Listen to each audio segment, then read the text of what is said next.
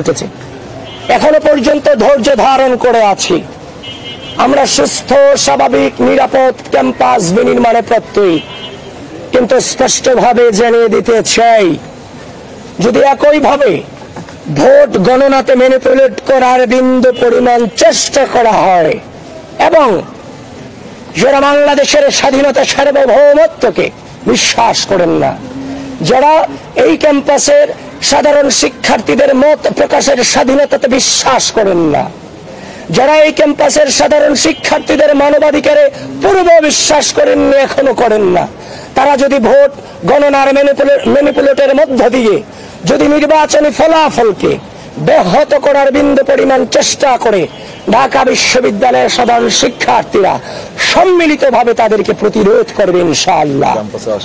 এবং আমরা ইতিমধ্যেই দেখতে পাচ্ছি নীলক্ষেত, কাটাবন, চাংখারপুল, চারদিক থেকে দেশব্যাপী জামায়াত শিবিরের নেতাকর্মীরা সংঘবদ্ধভাবে অবস্থান নিয়েছে।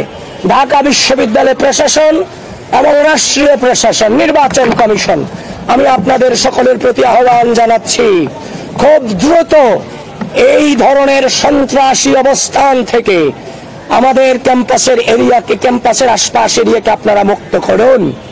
এই ধরনের যোদ্ধাদেহী অবস্থান কোনোভাবেই আমরা গণঅভ্যুত্থান পরবর্তী সময়ে আশা করিনি এবং সেটা রাখিওনি।